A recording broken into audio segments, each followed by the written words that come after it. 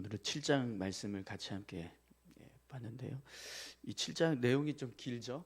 근데 내용은 긴데 그냥 딱 간단하게 정리를 하면 1절에서 11절까지는 솔로몬 왕궁을 건축하는 내용이 기록되고 있고요.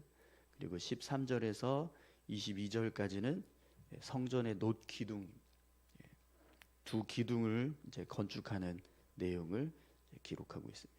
그리고 23절부터 51절까지 끝절까지는 성전에 사용되는 기구들을 제작하는 내용이 기록되게 됩니다.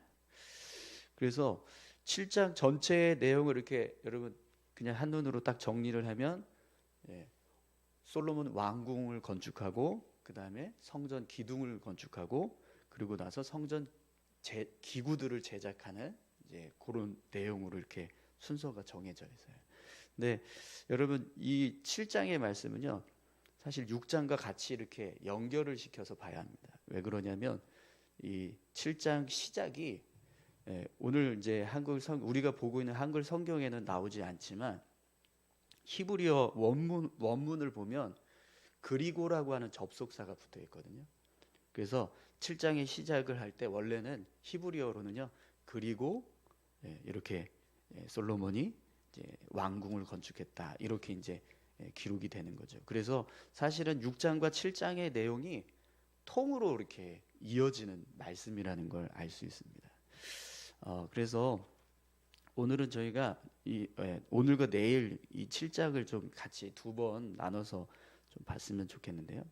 오늘은 이 6장과 7장의 구조, 이 성전을 건축하고 있는 이 과정들을 기록하고 있는 이 구조에 대해서 좀 먼저 같이 좀 생각을 해봤으면 좋겠습니다. 여러분 분명히 6장에서 성전을 다 건축했잖아요. 솔로몬이 7년 6개월 동안 이제 예루살렘 성전을 건축을 했습니다. 그리고 난 다음에 곧바로 성경은 어떤 일을 했다라고 기록을 하죠? 솔로몬이 13년 동안 왕궁을 건축했다라고 기록을 해요. 1절부터 12절까지 말씀입니다. 그리고 난 다음에 또다시 뭘 건축했다고 나오죠? 13절부터 22절까지 성전의 놋기둥을 건축하는 내용을 기록하고 있어요. 그리고 나서 또 성전의 기구들을 제작하는 내용을 쭉 기록해서 7장이 마무리가 됩니다. 그럼 여러분 지금 성전을 건축하고 있는 과정을 기록하고 있는 건데 그래서 성전을 건축하고 성전의 기둥을 건축하고 성전의 기구들을 이제 제작하는 내용을 지금 기록을 하는 거예요. 그런데 그 중간에 지금 뭐가 껴있죠? 솔로몬 왕궁을 건축하는 내용이 껴있어요. 왜 성경이 이 성전을 건축하는 과정을 다 마친 다음에 솔로몬이 왕궁을 건축하는 내용을 이렇게 따로 구분을 해서 기록을 하지 않고 성전 건축, 솔로몬 왕궁 건축, 그 다음에 성전 기둥 건축, 성전 기구 제작 이렇게 기록을 할까요? 성전에 건축하는 내용을 만약에 이렇게 기록을 해야 된다고 하면 사실은 왕궁을 건축하는 내용은 어디로 가야 돼요? 순서상으로 보면 맨 뒤에 가야 돼요. 그죠? 맨 뒤에 가서 성전 기구가 다 제작되었다. 그리고 나서 솔로몬이 왕궁을 건축했다. 13년 동안 왕궁을 건축했다. 이렇게 기록되는 것이 자연스럽습니다. 그죠? 그런데 성전을 건축하고 왕궁을 건축하고 성전의 기둥을 건축하고 성전의 기구를 제작했다. 이렇게 기록을 하고 있단 말이죠. 그럼 왜 성경이 이런 식으로 순서를 정해서 성전 건축의 과정을 기록을 하고 있을까요? 특별히 이 왕궁을 건축하는 일을 왜 중간에 이 성전 건축 그 다음에 왕궁 건축 이렇게 중간에 기록을 하고 있을까요? 여러분 궁금하지 않으세요? 왜 이렇게 되는지? 제가 지금 이렇게 이야기하니까 왜 그렇지 이런 생각이 드시죠? 근데 저도 처음에는 이제 성경을 볼 때 유심히 보지 않았는데 그냥 솔로몬이 13년 동안 왕궁을 건축했구나 이렇게만 생각을 했거든요. 그런데 사실 이 6장과 7장의 내용은 하나의 내용을 지금 기록하는 겁니다. 그러니까 성전을 건축하고 있는 모든 내용 속에 사실은 솔로몬 왕궁도 같이 함께 포함되고 있다는 것을 알 수 있어요. 이게 무슨 의미냐면 솔로몬이 왕궁을 건축하는 이 일은 성전 건축의 일환이라는 거예요. 그러니까 성전을 하나 건축하는데 그 성전 건축의 건물 안에 왕궁도 포함되어 있다는 거예요. 예. 여러분 이게 도대체 무슨 소린가 그렇게 생각하실 수 있는데요. 굉장히 중요한 의미가 담겨져 있습니다. 예. 솔로몬이 왕궁을 건축하는 모습은 뭔가 이렇게 개인적인 어떤 일을 하는 것처럼 보여질 수 있습니다. 그죠? 그러니까 솔로몬이 거주할 수 있는 뭐 집을 짓는 것처럼 생각할 수 있는데 사실은 여러분 왕궁은요 솔로몬이 그냥 개인적인 집을 짓는 게 아니에요. 왕궁을 건축할 때는 어떤 이제 내용들이 다 거기 들어가야 되죠. 오늘 본문에도 보면은 솔로몬이 이스라엘 백성들을 재판하고 판단하기 위해서 백성들을 다스리기 위한 보좌 주랑이 들어가 있습니다. 또 여러 주랑들을 이렇게 만들었다라고 그렇게 기록을 하거든요. 근데 이 주랑들이 뭐냐면 이제 방을 얘기해, 공간을 얘기하는 거예요. 근데 그 공간들이 어떤 공간들이냐면 솔로몬이 이스라엘 백성들을 다스리기 위한 보좌가 있는 공간이 있고요. 또 솔로몬이 거주하는 이제 방이 있고 또 그의 아내인 바로의 딸이 거주하는 방이 있고요. 또 그것뿐만 아니라 이제 오늘 이제 성경에는 뭐 자세하게 기록되고 있지 않지만 여러분 왕궁을 이 건축을 하면 그 왕궁을 지키는 군사들이 있을 거 아니에요. 그럼 군사들은 어디에서 잘까요? 분명히 군사들이 머물 수 있는 방이 있겠죠. 그런 방들을 지을 겁니다. 또 그 왕궁 안에서 업무를 맡는 신하들이 있을 겁니다. 그럼 그 신하들도 머물 수 있는 방이 필요하겠죠. 그래서 신하들이 머무는 방도 짓고 또 군사들이 사용하는 어떤 무기들을 보관해야 되는데 그 무기들을 보관하는 것도 분명히 창고가 있어야 돼요. 무기고가 있어야 되니까 무기고도 만들고 또 그들이 혹시 뭐 말을 타고 다니거나 가축을 이용해서 뭐 업무를 해야 된다 그러면 마구간이 필요하겠죠. 예. 그러면 결국에는 왕궁은요 이 그냥 솔로몬 개인의 집을 짓는 게 아니라 사실은 어떤 지금 건축물을 짓는 거예요. 지금으로 따지면 관공서를 짓는 거예요. 뭐 이렇게 시청 아니면 도청 뭐 그런 이제 행정적인 업무를 감당하는 공적인 업무를 감당하는 그런 건물을 짓는다라는 거예요. 그런데 이 행정적인 업무를 하는 이 공적인 건물을 이렇게 건축하는 이 일은 사실은 하나님의 성전을 건축하는 것과 똑같다라는 겁니다. 왜 그러냐면 여러분 솔로몬이 이스라엘의 왕이 된 것은 누가 하신 일이죠? 솔로몬의 왕권은 누가 주신 거예요? 네, 다윗이 준 게 아니라 하나님이 준 거잖아요. 그래서 솔로몬은 이스라엘 백성들을 다스리는 왕으로 섰을 때 어떻게 이스라엘 백성들을 다스립니까? 하나님의 대리자 역할로 이스라엘 백성들을 통치하는 거예요.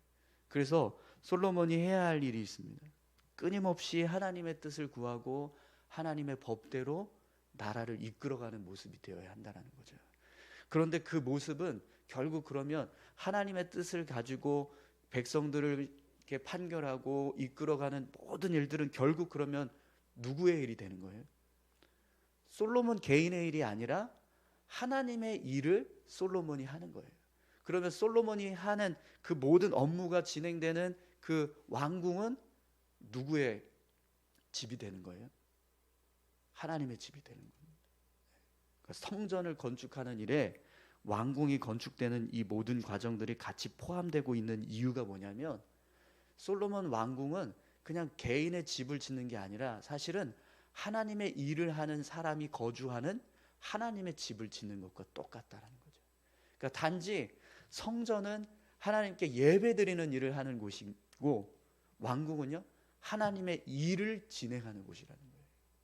그래서 이렇게 이제 성전을 건축하는 데 있어서 이제 솔로몬 왕궁이 같이 포함되는 겁니다. 이것은요 신정 국가만 이런 모습으로 나라를 세워가는 이제 모습이 됩니다. 그러니까 하나님이 통치하시는 나라, 하나님께서 왕이 되시는 나라, 이스라엘이라고 하는 나라는 신정 국가였어요.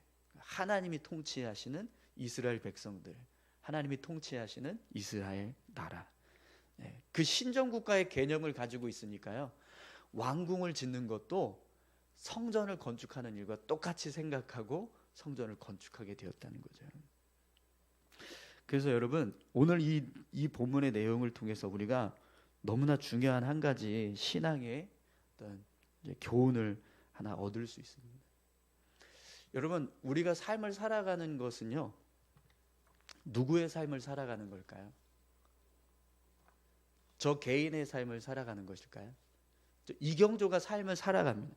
제가 어떤 일을 할 때 뭐 이렇게 제가 하는 모든 일들, 무엇을 하든지 무슨 일을 하든지 제가 삶을 살아가고 있어요. 근데 그 삶을 살아가는 모습은 어떤 모습이 되어야 할까요? 제 개인의 모습이 아니라 예수 그리스도의 모습이 되어야 합니다. 왜 그렇죠? 오늘 저와 여러분들이 이 자리에서 예배하고 있는 이유가 뭡니까? 예수 믿었잖아요. 예수 믿었기 때문에 이 자리에 모여서 예배하는 거예요. 그리고 우리가 결단한 게 있었죠. 우리 삶의 주인은 예수님이라고. 예수님께서 내 삶의 주인 되시고 내 삶을 이끌어 가시는 분이다라고 고백했습니다. 그걸 고백하면서 우리가 하나님의 자녀가 된 거잖아요. 그렇기 때문에 하나님의 자녀가 된 우리는요, 이제부터 그 고백을 결단한 그 순간부터, 그게 언제였든 그날 그 순간부터 우리는요, 이제까지 삶을 살아오는 모든 삶이 사실은 예수님의 삶이 되어야 하는 겁니다. 우리가 살아왔던 삶의 모습들을 한번 그럼 돌아보십시오.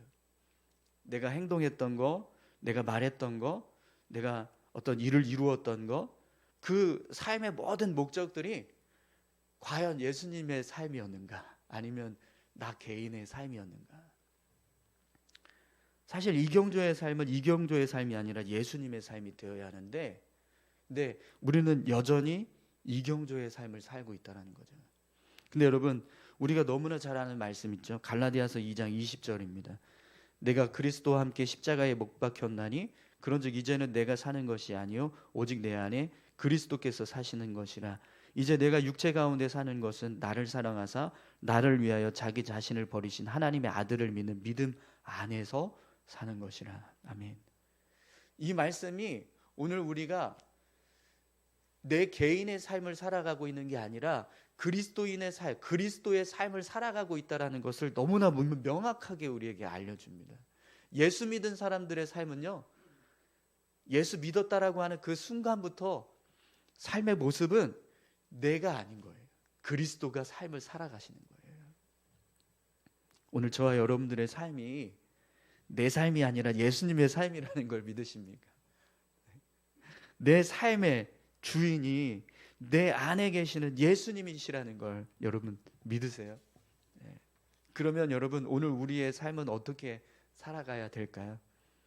그리고 이제까지 우리가 살아왔던 삶의 모습, 내가 예수님을 믿겠다라고 했던 그 순간부터 살아왔던 내 삶의 모습은 어떤 모습이 되어야 했을까요? 예수님께서 살아오셨던 모습처럼 살아졌어야 할 겁니다. 그리고 앞으로 우리가 살아가야 할 삶의 모습도요, 예수님께서 살아가시는 모습처럼 살아가야 합니다. 내가 생각하는 거, 내가 말하는 거, 내가 행동하는 거, 내가 이루어가는 모든 것, 정말 모든 것이 예수님께서 사시는 것처럼 그렇게 살아가는 거죠. 그래서 여러분, 이렇게 사는 삶의 모습을 사도 바울이 그냥 한마디로 정의를 했어요. 고린도전서 10장 31절입니다. 그런즉 너희가 먹든지 마시든지 무엇을 하든지 다 하나님의 영광을 위하여 하라. 여러분, 오늘 저와 여러분들의 삶이요, 하나님의 영광을 위한 삶이 되시기를 소망합니다. 우리가 생각하는 거, 우리가 행동하는 거, 우리의 말, 우리가 보는 거, 듣는 거, 먹고 마시는 거, 그게 사실은 모든 것들이 하나님의 영광을 위한 삶이 되어야 한다고 사도 바울은 우리에게 말씀합니다.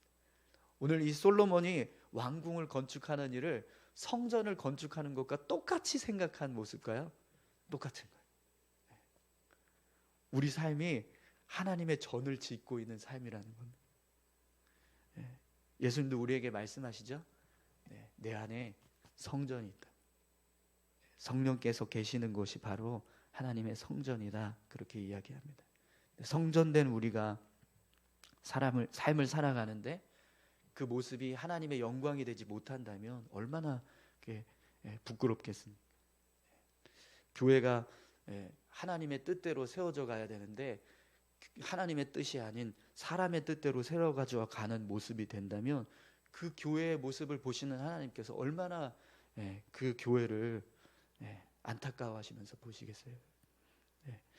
여러분, 저희가 세상에 나가서 삶을 살아갈 때요, 그런 게 있어요. 저도 그런 경험들을 자주 하는데, 제가 누군가에게 저는 울산 수암교회 이경주 목사입니다 라고 얘기하지 않으면 사람들이 저를 목사로 모르잖아요.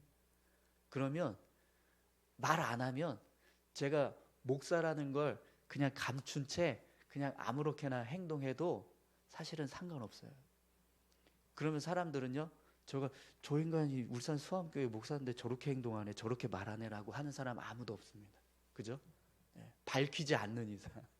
그런데 내가 울산 수암교회 이경주 목사입니다 라고 밝히는 순간부터 사람들이요, 어떻게 보죠? 아, 저 사람이 목사구나. 목사가 어떻게 행동하는지를 보겠죠. 그런데 여러분, 우리가 밝히는 순간에 사람들은 그걸 알아서 우리를 그렇게, 아, 저 사람이 예수 믿는 사람이구나, 뭐 목사구나 이러면서 우리를 평가하지만 하나님은 어떻죠? 하나님, 우리가 저 울산 수암교회 이경주 목사입니다라고 말하지 않아도요, 하나님은 예수 믿는 자라는 걸 아십니다. 세상 사람들 앞에서 살아가는 것처럼 내가 누군지를 밝혀야만 예수 믿는 사람으로 삶을 살아가지는 그런 모습이 아니라 하나님 앞에서 우리가 살아가고 있음을 여러분 잊지 마시기 바랍니다. 하나님은 내가 누군지를 아세요. 그렇기 때문에 내가 어디에 있든 뭐 나를 전혀 모르는 사람들이 나를 보고 있는 그런 곳에서 내가 삶을 살아가고 있다 할지라도 하나님은 저를 보고 계신다는 거예요. 너가 어떻게 하고 있는지, 네가 무슨 말을 하고 있는지 난 다 보고 있어. 너가 정말 내 아들처럼, 내 자녀처럼 살아가길 바란다라고 말씀하시면서 우리를 계속해서 지켜보고 계신다는 거죠. 오늘 저와 여러분들의 삶이요, 정말 하나님의 영광을 위한 삶이 되시기를 축원합니다. 우리 같이 함께 기도하실까요? 함께 이렇게 기도했으면 좋겠습니다. 우리 하나님, 오늘 우리가 살아가는 하루가 예수님이 사시는 것처럼 살 수 있게 도와주십시오. 내 삶이 하나님과 무관한 어떤 별개의 삶이 아니라 모든 것이 하나님을 위한 삶이 되게 하시고 내 안에 계신 주님께서 나를 온전히 인도해 주셔서 정말 모든 것이 하나님께 영광 돌릴 수 있는 믿음의 삶이 될 수 있게 해달라고 다 같이 함께 기도하시겠습니다. 하나님 아버지, 감사합니다. 하나님, 저희들이 하나님 앞에서 삶을 살아가고 있는데 참 그걸 쉽게 잊어버립니다. 아버지